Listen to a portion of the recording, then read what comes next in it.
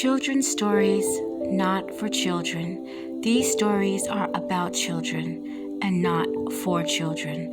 Viewer discretion is advised. The words of a sad, tormented mother. I should have kept her and gone to jail.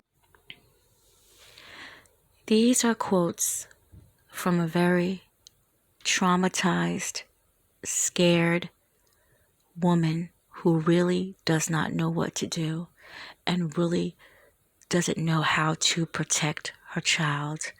And it is so scary, and it is so sad, and it is so upsetting when you have to literally beg a court to help you protect your child. And it's even worse when the outcome isn't good. These are quotes from Sharon Coleman.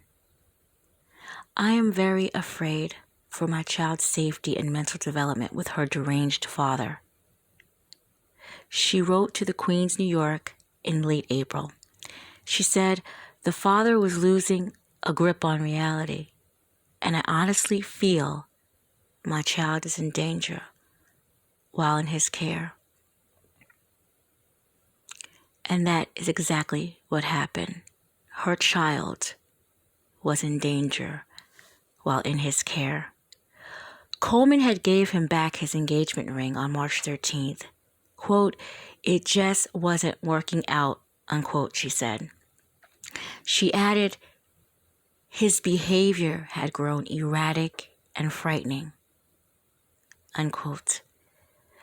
Coleman was hoping the judicial referee would intervene and the weekend visits that Martin Pereira had would end. Sharon Coleman just wanted out of the relationship. And she just wanted the father of her daughter to not have this custody anymore. Call it mother's intuition, but she knew something was not right, and she knew something was going to happen. Pereira and Coleman couldn't agree on anything at this point. They couldn't even agree on what to name their daughter. He chose Zoey Pereira, and she chose Autumn Coleman. That actually makes sense to me now because I have read so many articles with Zoey Pereira when this unfortunate situation had happened. And then I find an article with Autumn Coleman with this same little beautiful girl. And I'm like, wait a minute. This is Zoey Pereira. So now that makes sense to me. They honestly couldn't even agree on a name to name this baby. They couldn't agree on anything. But what could make a father do one of the most unspeakable things ever? And then it was premeditated, as you will see. Pereira decided to do a murder-suicide with his 3-year-old daughter. I must state in some articles it says that she's 3 and it says that she's 4. I'm not sure. I'm going to go with 3 because she looks small. These would be any way to get back at his ex-fiancée, his child's mother. He called her and he actually told her, you will never see your daughter again. But his exact words was, quote, do I have your attention now, bitch? You will never see your daughter again, unquote. Those were his words. So you can see he was this type of man now.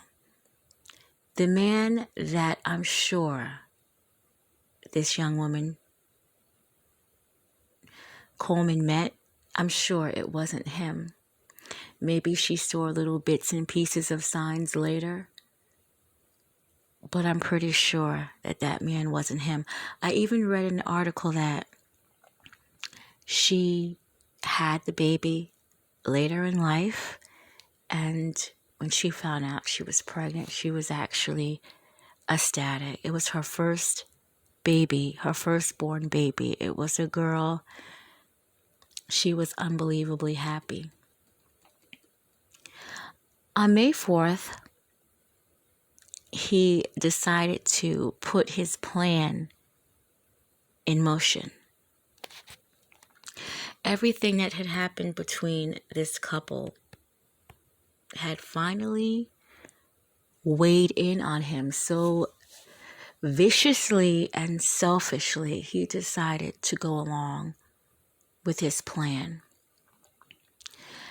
Now, mind you, both these parents were going back and forth, in and out of courts.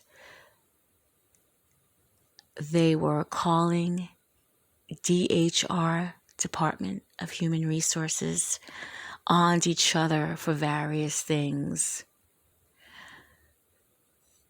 Pereira, at this point, from some of the articles I've seen and read, he was basically lying, you know.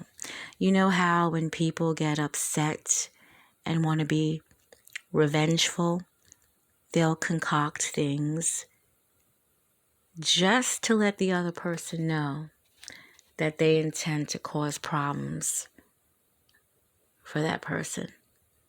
All because she decided that the relationship wasn't working out. This is what he does. He puts his plan in motion.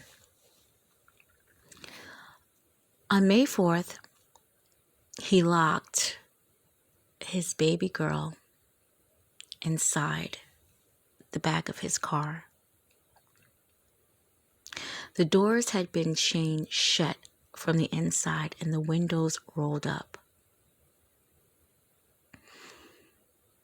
He would douse her with gasoline. What was this little girl thinking? Did this little girl know what her father was about to do?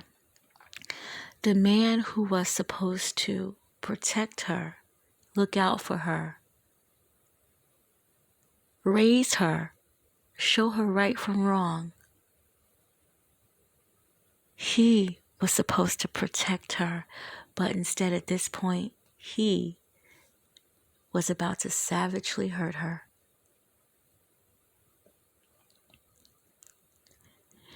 He would dose the entire car on the inside with the gasoline, and he proceeded to get in the car, light a match, and it went ablaze. This was in Springfield Gardens in Queens. An eyewitness would see Pereira jump out the car and start to run towards a nearby pond.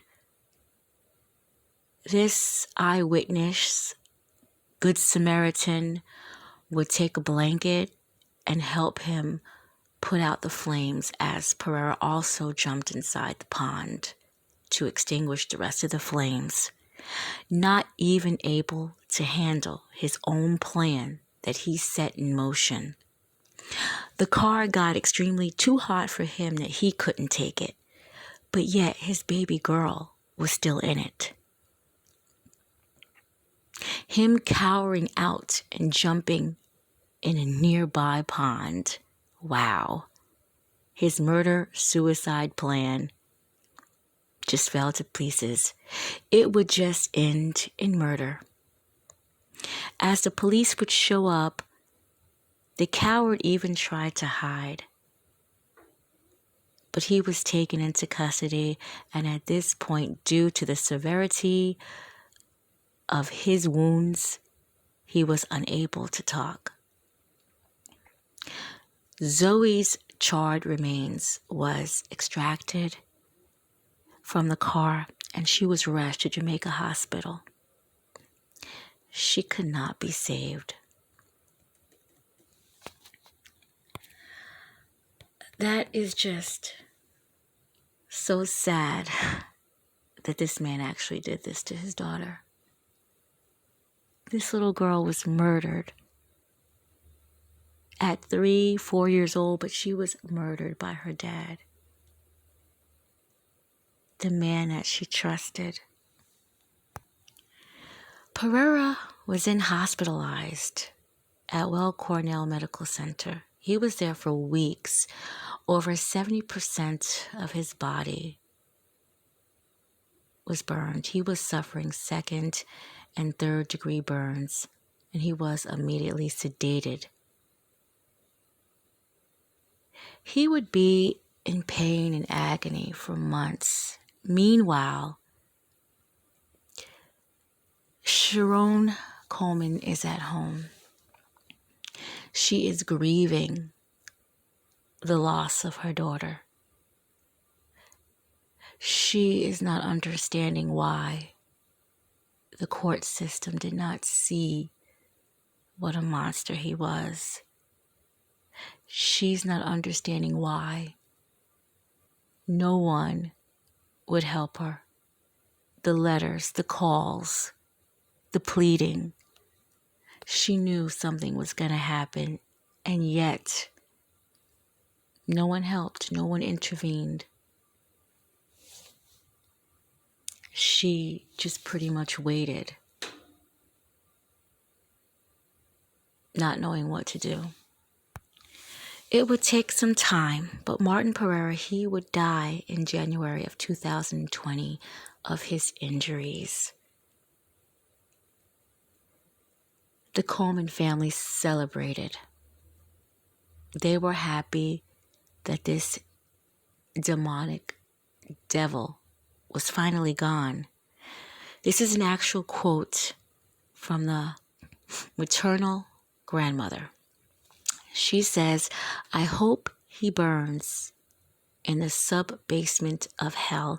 If I could dance a jig, I would." She also added that the Pereira family had not even reached out to them.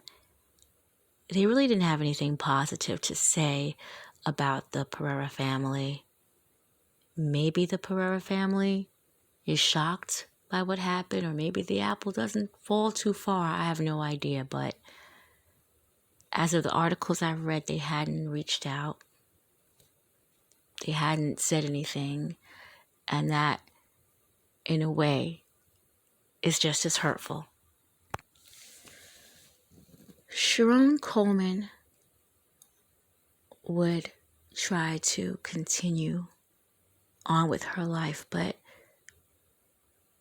it was hard. I'm sure it still is very hard. She sat in her apartment talking to a reporter, and she discussed how the baby's little boots were still by the door, and her toys was in various places around the apartment, and how she just missed her, how she just grieved her, how she couldn't understand how all this happened. She went back to work as a medical assistant, I believe, to try to probably take her mind off some of this.